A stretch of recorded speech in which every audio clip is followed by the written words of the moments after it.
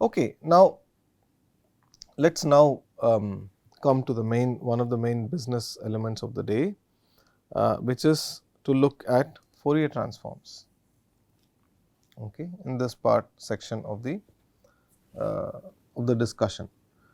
Well, so what is a Fourier transform? This is something which a lot of us have encountered in the past. Even so, what we need, as I said, for this course is a Fourier transform toolbox. So, let us collect our tools and by refreshing our memories about it. And if you happen to be a student who is not so familiar with this, maybe it is okay. You could then take this to be an essential set of mathematical tools. You can learn about this in greater detail from other sources, but I will give you what is essential and you can take this toolbox with you through this course.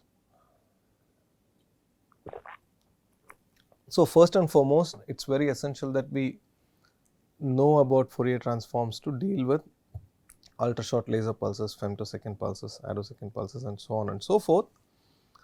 And as I said earlier, the other important tool, mathematical tool which we need is our ability to handle differential equations, ordinary, partial, and so on and so forth.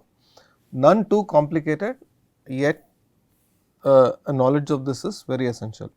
So, the Fourier transform of a function of time, in this case the electric field amplitude, which is E of t, okay, is defined through this equation, where you integrate E of t in time, okay, it is an indefinite integral, as you would say, or an integral from minus infinity to plus infinity, after multiplying it with exponent of minus I omega t. Okay. So, this is what the Fourier transform is defined to be. So, since we integrate out t in this integral, that is to say we compute the integral and then come and at the limits minus infinity to plus infinity for t is going to vanish after doing this integral or disappear due to the substitution, and the result becomes a function of the other parameter or variable which is present on the right hand side, which is omega. And a function and its Fourier transform, right, are like twins, okay, complementary twins. They, or in more rigorous language, they are conjugate to each other. They live in conjugate domains of the same species mathematical functions, right. So, both can be like Gaussian, one can be a Dirac delta, the other could be a constant, and one could be a sinusoidal function, and it could be another could be some Dirac delta or whatever forms of Fourier transforms pairs that exist will all come into life. But now again we want to develop a compact and convenient notation. So, if I consider a function E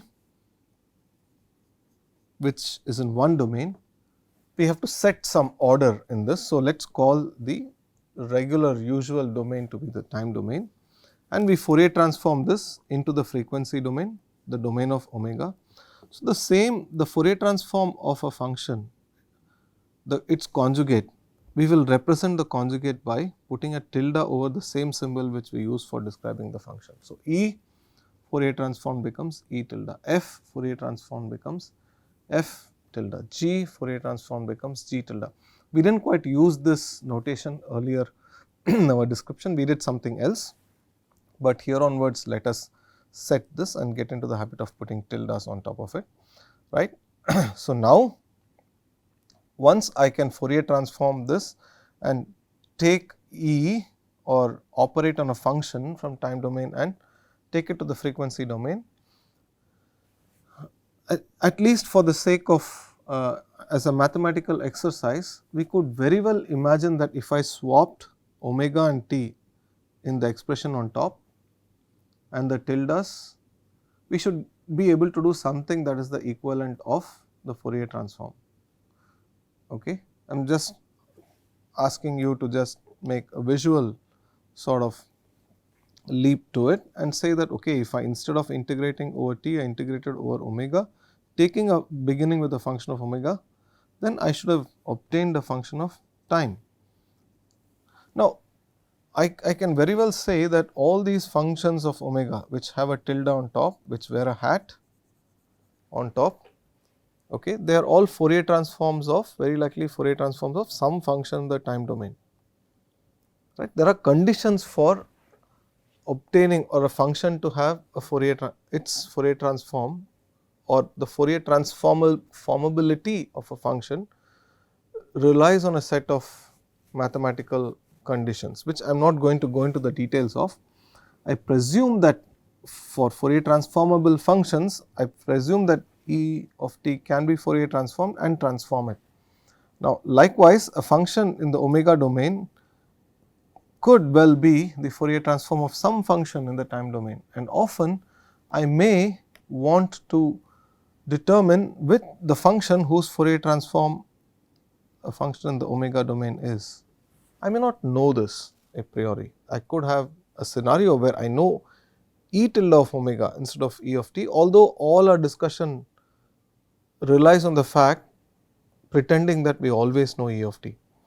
Actually, it will turn out to be the opposite in a good part of this case. We will seldom know E of t, especially when it comes to the real world and making measurements. In fact, we will very often rely on doing measurements in the omega domain. However, owing to reasons of convention, convenience and conceptual development, we have always begun our discussion with phenomena in the time domain. So, now as things get more and more real in this course, we would very likely have to switch quickly from the time to the frequency domain to do our actual business of the day. So, that is what we are going to do, which is why all this emphasis on Fourier transforms. Okay. So, we will always perform Fourier transforms on the electric fields of pulses, whether we use their real form or use the complex notation, and we will typically not perform Fourier transforms on intensities. Okay. We will typically not do that. Okay. So, with that preamble, a quick primer on Fourier series and transform. Now, we did this sort of so called Fourier transform, but what does it denote or connote physically? So, this is a question that we want to ask ourselves right away. Okay. So, the answer to this lies in the following. Let us take the quantity that we were primarily interested in this course.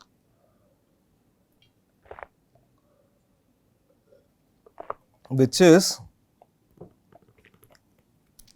an optical pulse, which is described by f of t. Sorry, the brackets have slipped down owing to the same problem I still seem to have. F of t is the time description of the electric field amplitude of an oscillating pulse. So, this pulse has a carrier which is this thick red line, and apparently this carrier frequency is constant in time for this pulse, and an envelope which resembles something close to a Gaussian. The envelope function here looks like a Gaussian. Now, what happens when I do a Fourier transform? When I do a Fourier transform, I can take this entire full function f of t, the envelope multiplying the carrier, okay. And then what I can do, multiply it out by this factor e to the minus I omega t, perform the integral, and I should then get a function in the frequency domain.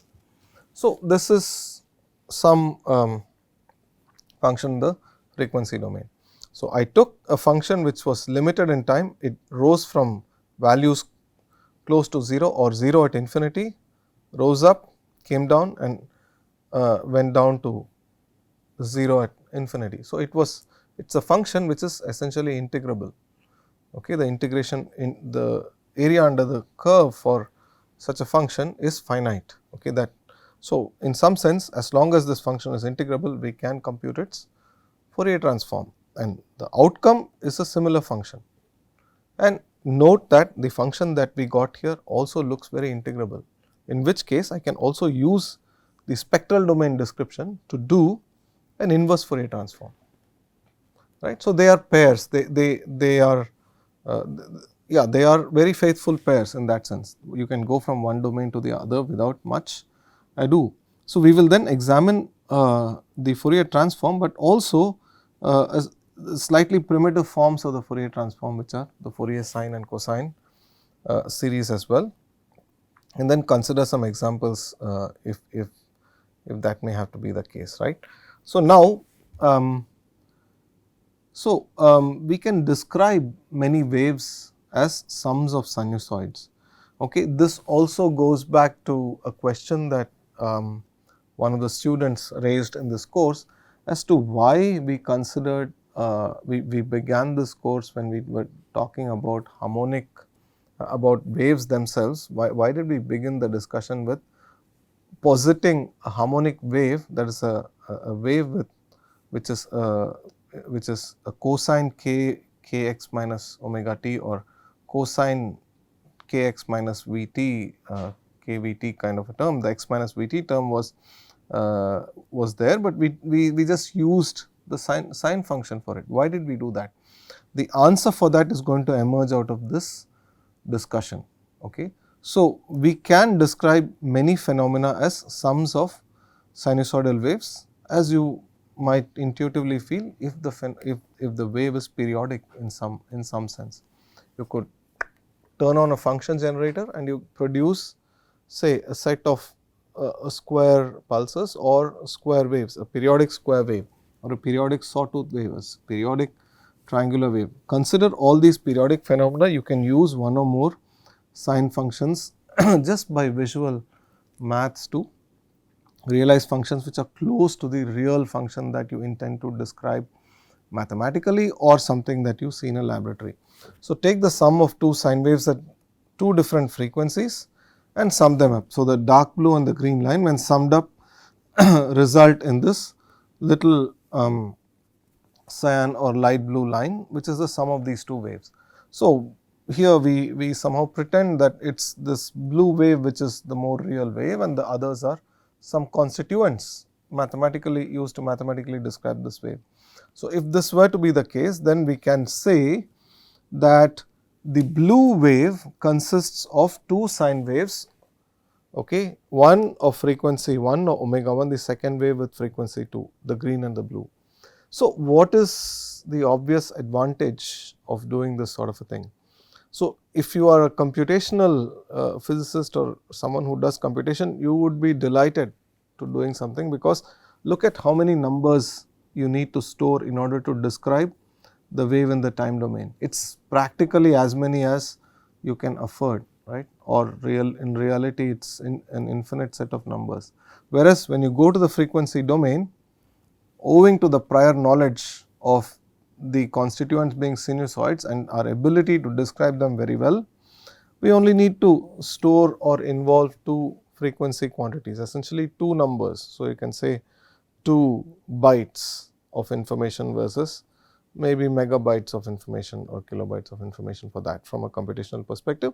So, it presents us with tremendous advantages numerically, but also if you were to do an experimental measurement, think about how many measurements you need to do if you were to capture this wave in the time domain, okay, a travelling wave phenomenon in the time domain, whereas in the frequency domain the impression gets, I use a popular word, compressed. So, I have somehow compressed the knowledge or information of this wave into just two numbers, right, sorry.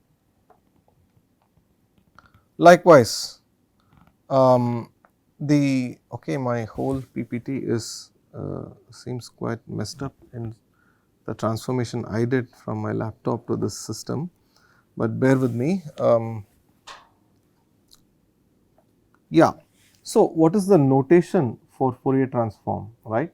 So, we can use two different notations, at least a couple of different notations in this course and become comfortable with them. So, let us basically define these things for ourselves. Okay, the first is what we have used. We use the lowercase letter for the form of the function in the time domain, and in the Fourier domain, which is the domain of frequency, we essentially use uppercase letters, right. The other is to say the Fourier transform of E of t is script f of E of t. This is another notation, we have also used it earlier, or the one that I brought about just earlier, which is to say E of t is E tilde of omega after Fourier transform, becomes E tilde of omega after its Fourier transform. Okay. So, that is as the case is. So, that is a bit of notations. Okay. But now we come to a very important physical quantity in optics, and this is really why we want to do this mathematical operation called the Fourier transform and dwell upon it in this course. We define, I underscore define, we define this quantity called the spectrum of any electromagnetic wave. Okay. Now, with specific attention to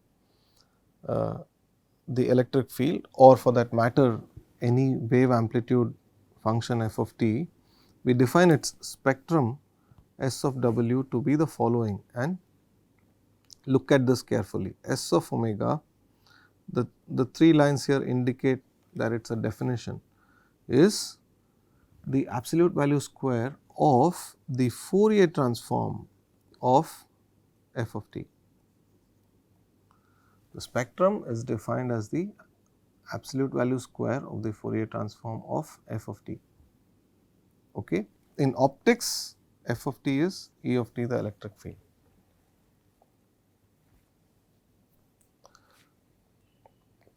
All right. This is an important step in whatever direction, forward or backward, I leave it for you to decide. But the point being that we have done something very significant over here, because in doing so we have essentially done some damage in bringing up this definition for the spectrum. So, there must be some motivation for doing it. So, we will discover that. The problem is we have thrown away the phase. Why so? Because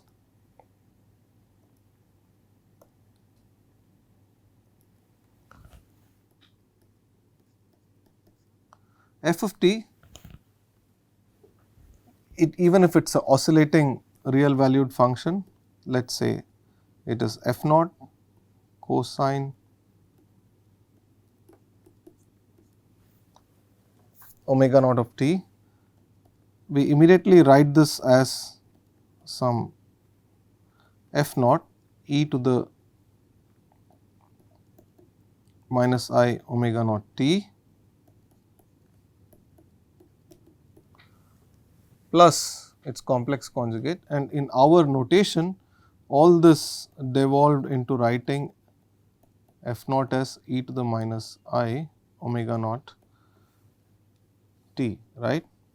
And now, what did we say? We said, okay, Fourier transform this so that you go from this to f tilde of omega, where we would again have had a function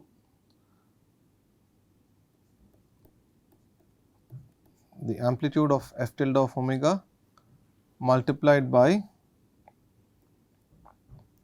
e to the minus I some phi of omega. It is in general another complex function. I have just chosen to write this down as the magnitude of the complex number multiplied by its e to the I, its phase. Okay. So, now S of omega per definition is absolute value square of f tilde of omega,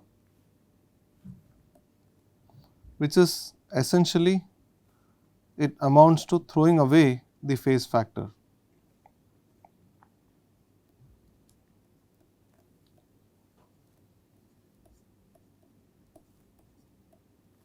no phi of omega is present in this information is lost in the process of defining this thing called the spectrum. Why so and what is it? Well, there should be some reason for doing this, right? But first of all, let us understand what we have lost in taking the squared magnitude. We have lost information of phi of omega.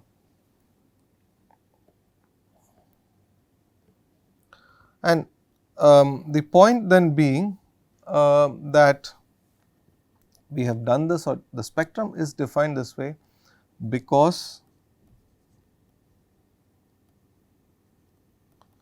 this is what you can normally measure, okay, in the laboratory in a fairly straightforward way.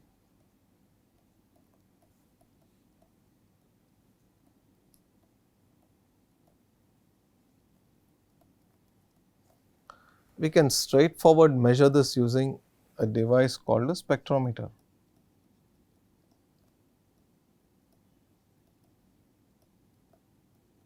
Which is in turn related to the fact that devices which we use for measurement, I told you earlier also that they respond to the irradiance, which is, or the intensity, or a detector which measures a quantity like the irradiance, intensity, power or energy, measures a signal which is proportional to the absolute value square of the electric field. This is just the way it is. Okay. Now, whether this depends on time or something else is another matter, depending on what the device is. It could depend, it could be measuring a time dependent field, it could sometimes you may not be able to measure this quantity in the time domain. You may be pushed to measure this quantity in the frequency domain, as the case may be. In all cases, even this electric field amplitude, even in the frequency domain, is an electric field amplitude, but then what you measure is always the absolute value square of this. Therefore, we are forced to define this quantity called the spectrum of the electromagnetic wave, or we have the concept of a spectrum present in the physics of the problem, also in the mathematics, and in terms of the Fourier transform. Okay, it's very physically motivated, and a lot of motivation for this of course comes from optics and electromagnetics. Now, let us keep that as a piece of definition in our toolbox and proceed. Let us look at the Fourier transforms of some useful and you can say popular functions. Okay, the first of which I consider the simplest of functions that was used to describe the propagating wave, which is cosine of omega t, omega naught t, where omega naught is independent of time, it is a constant. Okay, whereas omega itself is a variable, please remember that. Let us take its Fourier transform cosine omega naught of t for constant omega naught. Its Fourier transform is cosine of omega t multiplied by e to the minus omega t dt. Perform this integral, which I am sure you can. The easiest way of going about this is to write the cosine function to be a half of exponent I omega t plus exponent minus I omega naught t. I should have said I plus I omega naught t. So, this multiplied by a half is the cosine function, because e to the I theta is cos theta plus I sin theta, and this comes from the Fourier transform. The second complex exponent piece comes from the Fourier transform. Now, take everything up together, exponent of here integral of the exponent of minus I omega minus omega naught t with respect to time, and again this integral where the corresponding term has omega plus omega naught multiplying t. So, do the integral and what does this turn out to be? It is a standard integral, you can also look it up. The integral of this exponential quantity here is the delta function centered at plus omega naught, and the integral of the second function here is a delta function, is a delta function centered at minus omega naught. So, you get, if you plot this function, okay, the Fourier transform of cosine omega naught t, you essentially have two infinitely sharp peaks which correspond to the delta function, one at omega naught plus omega naught and the other at minus omega naught. There is nothing else elsewhere. The brown line is the function.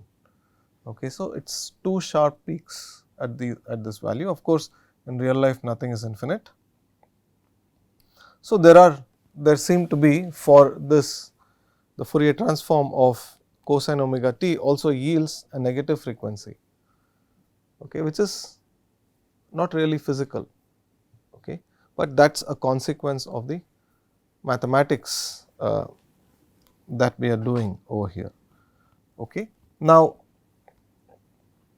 so therefore, this is an important feature in our discussion. Let us proceed to describe some properties and theorems of Fourier transform, but maybe what I will do, considering today we intend to do some tutorial also, we did a bit of tutorial in the previous lecture. I will go into these Fourier transform properties and theorems, which are essentially the tools we have been talking about in tomorrow's class. Okay. So, now let me come out of this and do a tutorial for our for this course.